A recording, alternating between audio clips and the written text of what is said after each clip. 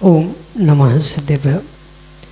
नमो नमः सत्तुहितं कराय वीराय भव्याम्बुजभास्कराय अनन्तलोकाय सुरार्चिताय देवादिदेवाय नमो जिनाय देवादिदेवाय नमो जिनाय।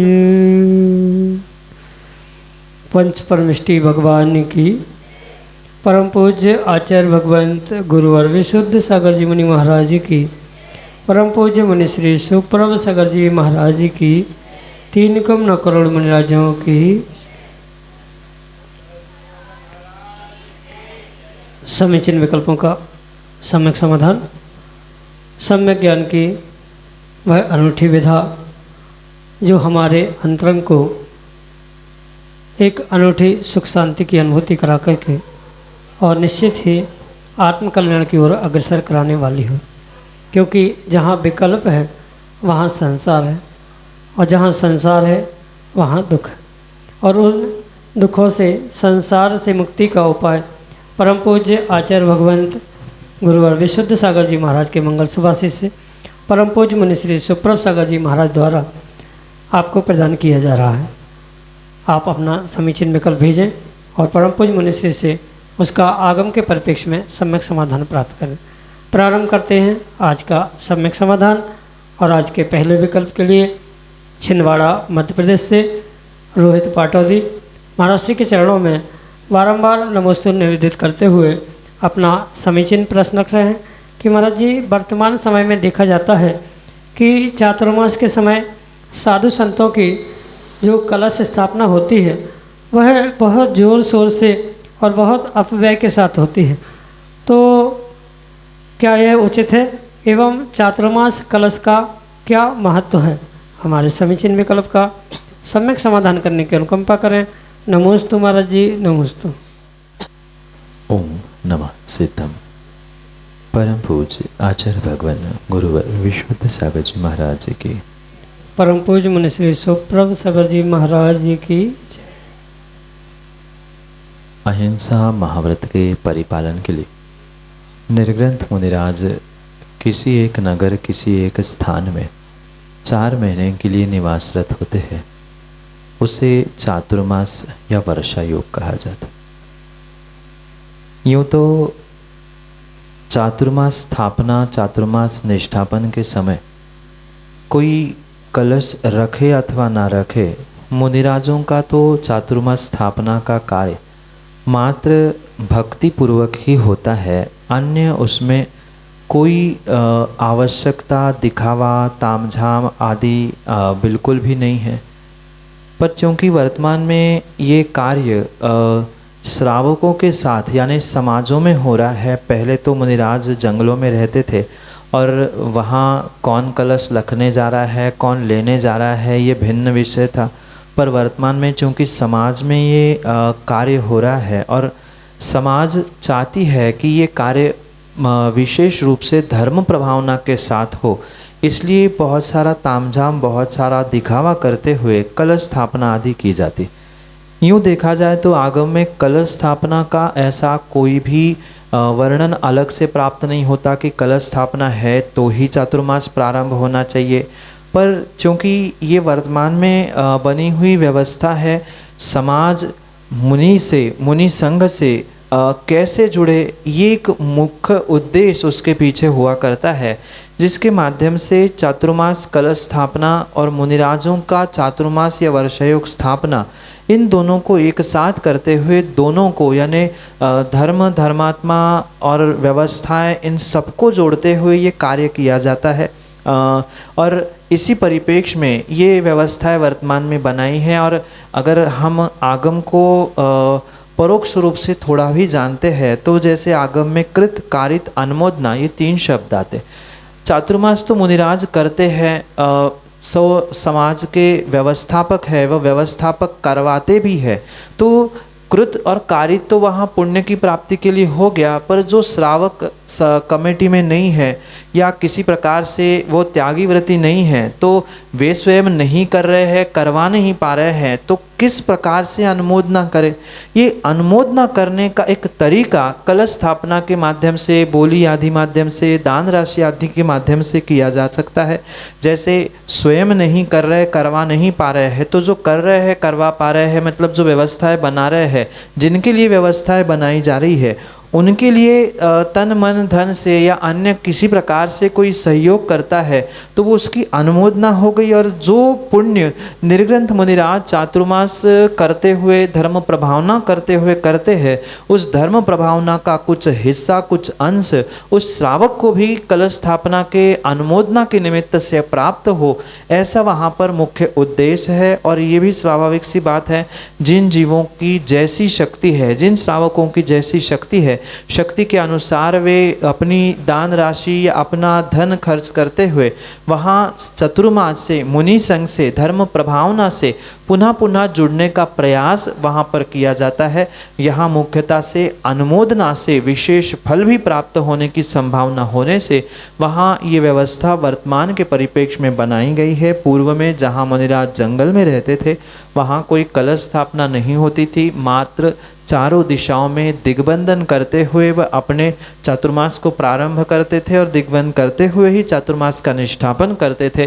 पर वर्तमान में समाज को जोड़ने के लिए धर्म की महिमा और धर्म की प्रभावना विशेष रूप से सबको पता चले, कृतकारित अनुमोदना से ये चतुर्मास सफलता और धर्म प्रभावना की ओर बढ़ता रहे, इसी मुख्य उद्देश्य से ये व्यवस्था बनाई गई है। और जितना अधिक प्रभावना के साथ कार्य किया जाता है, कुछ एक जीव ऐसे भी होते हैं कि उनको दिखावे पे ही ज़्यादा इंटरेस्ट है या उसमें ही वो ज़्यादा धर्म से आकर्षित होते हैं, इसलिए वो भी एक रिद्धि दर्शन जैसे सम्यक दर्शन का साधन कारण कहा गया। बिल्कुल ऐसे ही कुछ दिखावा करते हुए धर्म प्रभावना और धर्म से जोड़ने का प्रयास किया जाता है।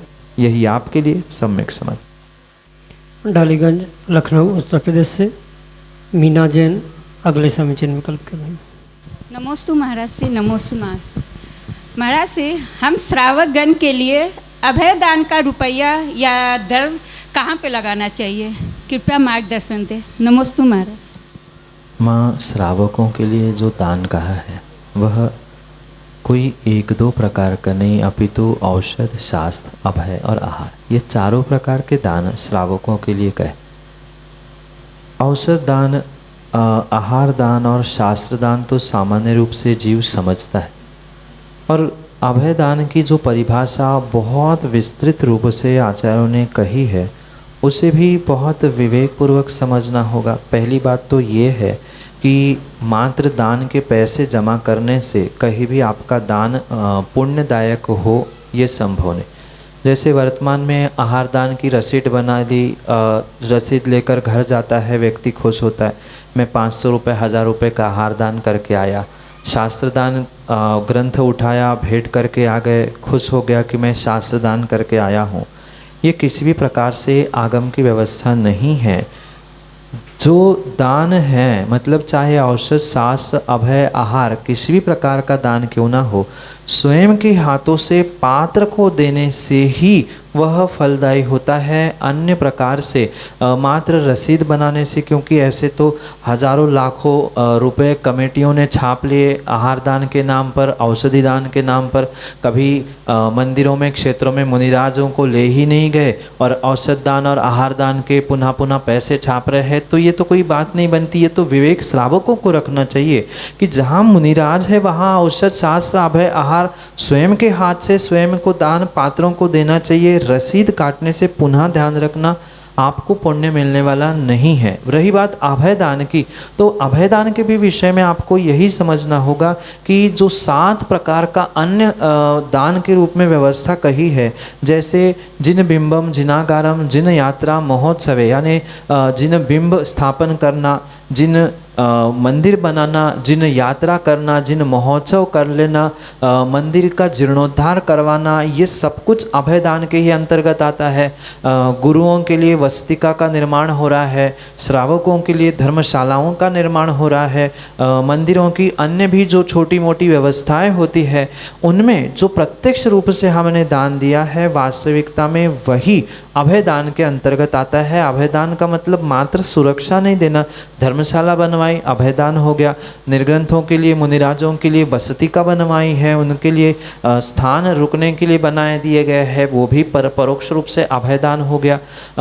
या अन्य प्रकार से भी जैसे मंदिर बनवाए, तो मंदिर बनाने हैं तो दर्शनार्थियों के लिए कुछ समय के लिए वहाँ अभय मिल रहा है, धर्म प्राप्त हो रहा है, तो वो भी अभय दान के अंतर्गत आएगा। अगर कायदे से देखा जाए तो अभय दान के बहुत बड़े मायने हैं और श्रावक अपने श्रद्धा से, अपने शक्ति से स्वयं के द्रव्य का प्रयोग करते हुए उन स्थानों पर लगाने से अभय दान को प्राप्त कर सकता है। जैसे मंदिर में बहुत बड़ा विधान या छोटा सा विधान भी हो रहा है, तो उसमें अपने दान राशि को जमा करते हुए धर्म के क्रियाओं को अभय दान देने का पुरुषार्थ किया जाता है। अभय का मात्र किसी जीव की रक्षा करना, उसे उठाना इतना ही नहीं है, अभी तो उसके बहुत बड़े मायने हैं। कथनचित आहार दान से भी अभय दान माना जा सकता है, क्योंकि अभय का अर्थ होता है कि उससे भय से दूर करना, डर से दूर करना।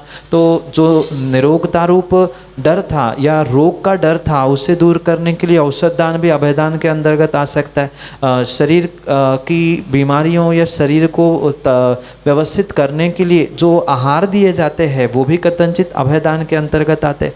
और इसके अलावा भी आपको आहार दान के लिए रुपये धन देने हैं, तो मैं पुनः कहना चाहता हूँ, मात्र कमेटियों को रसीद बनवाकर आप पुण्य प्राप्त नहीं कर सकते।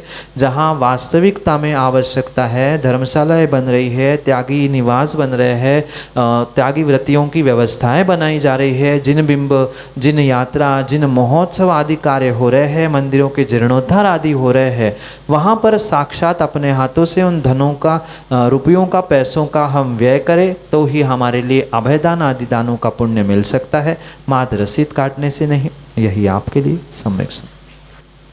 हिमांशु जैन, साड़ूमल, ललितपुर, उत्तर प्रदेश से अगले समीचीन विकल्प। गुरुदेव के चरणों में बारंबार नमोस्तु। महाराज जी, मेरी आज की शंका है, जिस प्रकार आध्यात्मिक जीवन की ओर बढ़ने के लिए आध्यात्मिक पुस्तकों की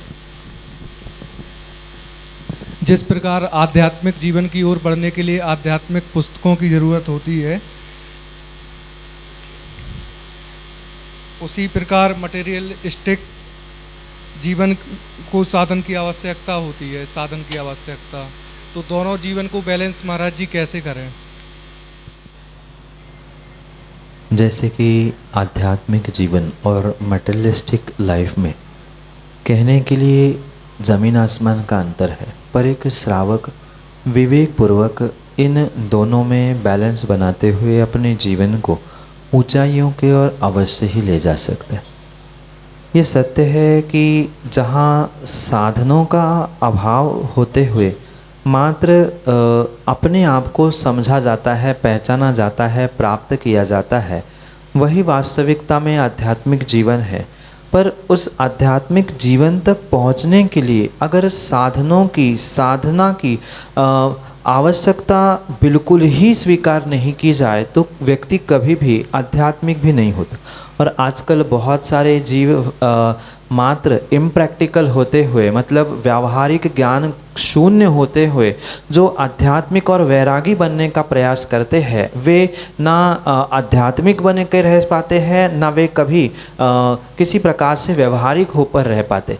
ये सत्य है कि व्यक्तियों का, मनुष्यों का और श्रावकों का मुख्य लक्ष्य, मुख्य उद्देश्य आध्यात्मिक जीवन को प्राप्त करना है। पर आध्यात्मिक जीवन को प्राप्त करने का ये मतलब बिल्कुल भी नहीं है कि आप अपने प्रैक्टिकल लाइफ में, आप अपने व्यवहारिक जीवन में, व्यवहारिक मतलब इम्प्रैक्टिकल होते हुए किसी से बात नहीं करना, बिल्कुल या बिल्कुल भिन्न ही तरीके से जीवन जीना, ये किसी प्रकार से नहीं है। जब आप आध्यात्मिक जीवन यानी 24 घंटे में, श्रावक तो किसी प्रकार से अध्यात्म में जी नहीं सकता, तो जितना समय अध्यात्म के लिए दे रहे हैं, मतलब अपने आप के लिए दे रहे हैं, उसके अलावा जो भी समय है तो हमें प्रैक्टिकल जीवन जीने की आवश्यकता है। जहाँ साधनों की आवश्यकता है वहाँ साधन भी प्राप्त करने का पुरुषार्थ करना होगा। जैसे कोई आध्यात्मिक व्यक्ति से कोई श्रावक मिलने के लिए आया तो उससे मिलना ही नहीं, उससे बात ही नहीं करना, ये कोई अध्यात्म नहीं है। हाँ, आपका जो अध्यात्म का समय है, क्योंकि 24 घंटे पुनः ध्यान रखना, कोई श्रावक अध्यात्म में रह ही नहीं सकता।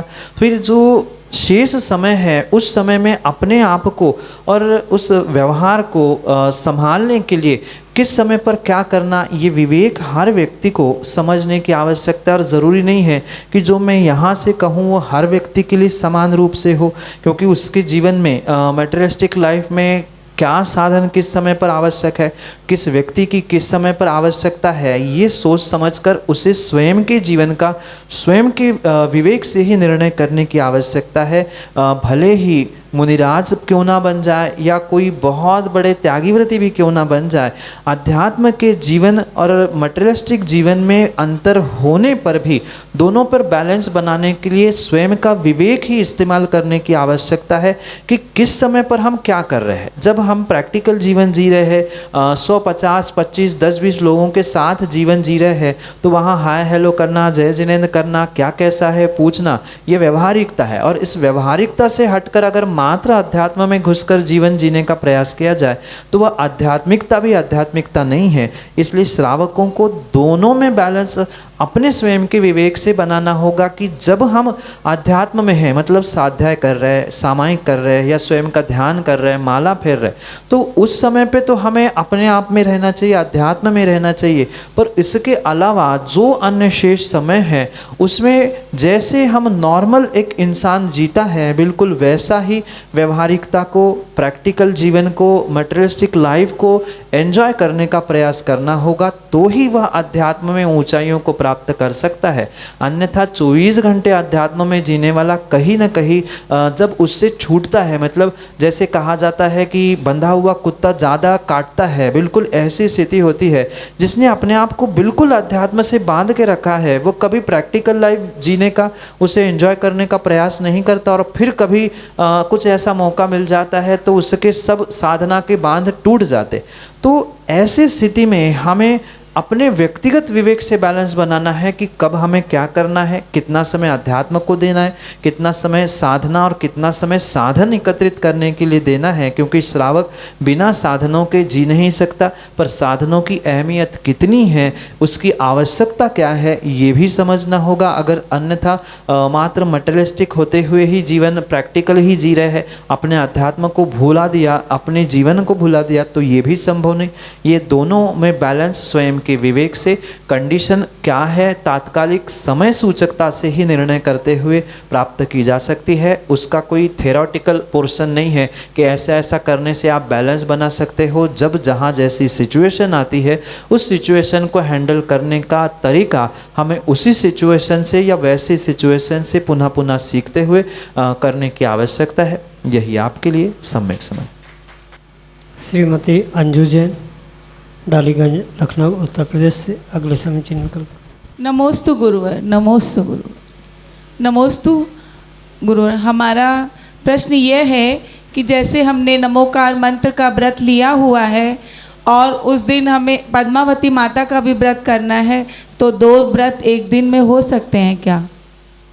एक साथ अनेक व्रत करने में कोई भी किसी भी प्रकार से कोई दोष पाप नहीं, पर अगर हमारी शक्ति है और सामर्थ्य है तो आगम तो यही कहता है कि एक साथ एक व्रत करके उसका विशेष फल प्राप्त करे, पर पुनः इस बात को ध्यान रखें कि माना कि कभी कभार 2-3 व्रत एक साथ एक तिथि में करने का अवसर आता है, तो वहाँ एक ही करे ऐसा भी नहीं है, वहाँ 2-3 एक साथ कर ले तो भी उसमें कोई पाप दोष नहीं है। पर अगर एक एक करते हुए व्रत किए जा रहे हैं तो वो विशेष फलदायी होते। इसलिए किसी प्रकार से ये विकल्प करने की आवश्यकता नहीं है कि 2 व्रत है तो दोनों में से कौन सा करे, दोनों में से किसका पाप मिलेगा किसका नहीं मिलेगा। ये तो अपने स्वयं के शक्ति श्रद्धा आदि पर निर्भर करता है कि उन व्रतों का हमें कैसा फल मिलने वाला है। इसलिए एक से अधिक व्रत एक साथ एक तिथि एक दिन एक बार आदि में कर सकते हैं, पर नहीं करे तो वह विशेष फलदायी, मतलब एक एक दिन करने से विशेष फलदायी होते हैं। पर कभी ऐसा बन रहा है तो एक साथ करने से कोई पाप कोई दोष नहीं है। यही आपके लिए सम्यक। अनंत जैन, डालीगंज, लखनऊ, उत्तर प्रदेश से अगले समीचीन विकल्प। नमस्कार महाराज जी, मेरा प्रश्न ये है कि क्या अभिषेक जनेऊ पहन के करना चाहिए या जनेऊ ना पहने बिना भी कर सकते हैं अभिषेक, या चंदन इत्यादि की अगर जनेऊ ऐसे करके बना लेते हैं महाराज जी तो उससे भी अभिषेक कर लेना चाहिए? अगर आगम की बात कहे तो बिना जनेऊ का श्रावक ही नहीं होता। मात्र अभिषेक पूजन आहारदान आदि ही नहीं, अभी तो श्रावक की पहचान ही उस 3 धागे वाले या 6 धागे वाले जो रत्नत्रय की स्वरूप रूप सूत्र कहा जाता है, ऐसे यज्ञोपवीत या जनेऊ से ही होते। ये तो वर्तमान में बहुत सारे जीवों की मात्र एक नकारात्मक सोच कह दो कि ये सब व्यवस्थाएं अन्य दर्शन से प्रारंभ हुई है, दूसरे को देखकर हमने करना प्रारंभ किया है। ऐसा किंचित भी नहीं है। ये जितनी भी व्यवस्था है हमारे जिनागम में और बहुत सारे आगम ग्रंथों में लिखी है, उसका मंत्र भी है, किस मंत्र से उसे पहनना चाहिए, उसकी पहनने के बाद उसके कान में लगाने की भी विधि भी आगम में लिखी है। और ये भी स्पष्ट लिखा है कि जब तक श्रावक जनेऊ धारण नहीं करता, यज्ञोपवीत संस्कार को प्राप्त नहीं करता, तब तक वह श्रावक कहलाने की योग्यता नहीं रखता। जो 8 वर्ष के उपरांत बालकों को उपनयन संस्कार या यज्ञोपवीत संस्कार, उपनीति संस्कार आदि पुराण में लिखे गए हैं, वो प्रत्येक श्रावक बालक को देना अनिवार्य है, मात्र आवश्यक नहीं। बिना उसके उसकी सम्यक दर्शन प्राप्त करने की या अन्य किसी प्रकार से व्यवस्था जो सुरक्षा रूप होने की आगम में कही है वो संभव नहीं है। जैसे आचार्यों ने ये भी कहा है, जो जनेऊ पहनता है ऐसे उस श्रावक की, ऐसे उस बालक की भूत प्रेत आदि से भी सुरक्षा होती है। जो बाहरी बाधाएं उसको होने की संभावना होती है, ये जनेऊ के निमित्त से पर विधि पूर्वक पहना हुआ जनेऊ उसकी शुद्धि आदि आदि क्रियाओं से उसकी बाह्य जो विपरीतता है या और भी कोई ऐसी बाधा आदि है उससे सुरक्षा होती है। इसलिए जनेऊ पहनना आगम में आचार्यों ने अनिवार्य कहा है। श्रावक का श्रावकपना उसी से संभव है। और जब श्रावक के लिए ही सामान्य रूप से जनेऊ यज्ञोपवीत आवश्यक कहा है, तो आहार और अभिषेक श्रावक की ही क्रिया है, तो उसके अभाव में कभी भी ये करना उचित नहीं है। वर्तमान में जो शॉर्टकट का ज़माना है और सब कुछ जुगाड़ के साथ हो रहा है, वह बिल्कुल चंदन से ही सभी आभूषणों को बनाना आपने अगर पढ़ा होगा तो वहाँ स्पष्ट लिखा है संस्कृत में, तो आप उसका अर्थ समझने का प्रयास करना कि मैं साक्षात इंद्रो हम निज भूषणात् विमले यज्ञोपवीतम दधे, मतलब मैं इंद्र बनते हुए मुकुट कुंडल हार माला आदि सब पहनते हुए यज्ञोपवीत जो उसका लक्षण है उसे धारण करते हुए ही भगवान का अभिषेक पूजन कर रहा हूँ। ये सूत्र ये मंत्र आगम ग्रंथों में प्राप्त होता है, तो उसे मात्र झूठी मायाचारी से चंदन से करना ये ठीक है, जुगाड़ है, मात्र व्यवस्था है। पर आगम तो यही कहता है कि बिल्कुल जैसा लिखा है विधिवत वैसा ही कार्य करना चाहिए और श्रावक बनकर ही या उत्कृष्ट देव बनकर ही पूजन पाठ अभिषेक आहारदान आदि कार्य करना चाहिए। इसलिए जनेऊ ठीक है, जुगाड़ से आप चंदन से बना रहे हो, मंत्रों से छींटे लेते हुए वो कार्य कर रहे हैं, पर व्यवस्था यही है कि जनेऊ पहन कर ही श्रावक श्रावक बनता है, और जो श्रावकोचित ये 6 आवश्यक क्रियाएं है उनका पालन भी पूर्ण रूप से उसे वह जनेऊ पहनकर ही करना चाहिए, अन्य किसी प्रकार से नहीं। यही है आपके लिए सम्यक समाधान। डालीगंज लखनऊ उत्तर प्रदेश से मनोज जैन अगले समीचीन विकल्प करें। दोस्तों, मेरा प्रश्न है कि कोई श्रावक धार्मिक क्रिया के लिए मंदिर आया हुआ है और उसकी उस स्थान पर अचानक मृत्यु हो जाती है, उसको ऐसा क्यों हुआ और इसका क्या परिणाम है? तीर्थ क्षेत्र, मंदिर आदि किसी स्थान पर किसी श्रावक की मृत्यु होना, ये सामान्य रूप से कथनचित पुण्य के उदय से स्वीकार तो की जा सकती है, पर आवश्यकता ये नहीं है कि उस समय पर उसके परिणाम अच्छे हो और उसकी गति भी अच्छी हो, क्योंकि फल जो भी मिलेगा अगली पर्याय के लिए चाहे आयु रूप, गति रूप हो या अन्य किसी रूप हो, वह तो जीव के अंतिम समय के भावों पर निर्भर करता है कि उस समय पर उसके भाव कैसे। माना कि मंदिर में तो जीव पहुंचा, पर वहाँ प्रभु जी को देखने के पहले ही कुछ व्यवस्थाओं को देखकर उसे हार्ट अटैक आ गया, तो वहाँ तो वो व्यवस्थाओं में उलझा था, ना कि प्रभु को देख रहा था। और वही कोई व्यक्ति मंदिर में पहुंचा और उसकी दृष्टि परमात्मा के पास थी और परमात्मा की स्तुति कर रहा था, और स्तुति करते करते हार्ट अटैक आ गया, तो वो उसके भाव परिणाम बहुत अच्छे थे। हो सकता है वह अगली पर्याय देव पर्याय को प्राप्त करे, उसकी आयु देवायु की हो, पर ये तो परिपूर्ण रूप से केवली का ही विषय है कि उसने कौन सी गति प्राप्त की, क्योंकि उसके अंतरंग के भाव परिणाम सामान्य रूप से कोई जान नहीं सकता। पर यह भी सत्य है कि कहीं न कहीं पुण्य का उदय था। अगर मरना ही था, नियोग ऐसा था, तो कहीं रोड एक्सीडेंट से वही गाड़ी में बैठे बैठे मृत्यु प्राप्त होती, पर पुण्य स्थान में पहुंचा है, ये कथनचित पुण्य का उदय तो है, पर वहाँ पुण्य के उदय के साथ उसके भाव भी शुभ है, भाव भी पुण्य रूप है, तो नियम से उसकी गति भी अगले पर्याय के निमित्त से शुभ होने की संभावना है। यही आपके लिए सम्यक